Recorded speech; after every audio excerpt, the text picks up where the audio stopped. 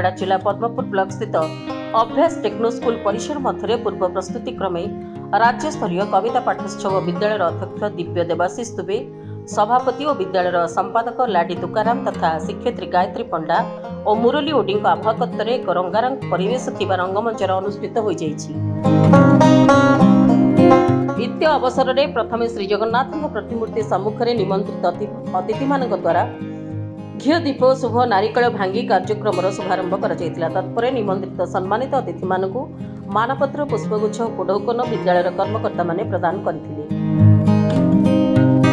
निमंत्रित अतिथि तथा कवि माने राज्यर कोण अनुकोणरू आसी स्वरचित कविता मान गान करथिले। उक्त कार्यक्रम में निमंत्रित सम्मानित अतिथि भावे नवरंगपुर अतिरिक्त जिलापाल आशुतोष पात्र, तहसीलदार रामनागुड़ार प्राणकृष्ण प्राणीग्राही, पद्मपुर तहसीलदार शंकर बाग, गंजाम जिला खलिकोट डीआईईटी प्रशिक्षिका जयंती बेहरा, साहित्यिक भागीरथी बेहरा, प्रभात कुमार शतपथी, रूपेश साहू, सीमांचल कर, बीआईटी गुणपुर अवसर प्राप्त शिक्षक तथा सुसाहित्यिक प्रताप राय, एकाधार कवि साहित्यिक शिक्षक अश्विनी त्रिपाठी, दिलीप कुमार कर और रमेश मिश्र प्रमुख मंचासीन थिले।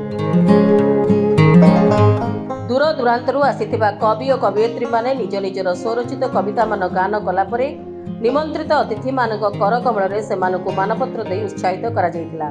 एहा परे विद्यालयर छात्र छात्री आखिरे अंधपुटुली बांधी विभिन्न रंग अक्षर वस्तु गुड़िक चिन्ह समस्त मंत्रमुग्ध स्तंभीभूत करिपारिथिले। अभ्यास टेक्नो स्कूल एक इंग्राजी माध्यम विद्यालय एभली ओडिया भाषा प्रति अनन्य उदाहरण बोली एहार आयोजकों को भूरी भूरी प्रशंसा अंचलवासी करिसेंती। Bureau report PS news Bharat.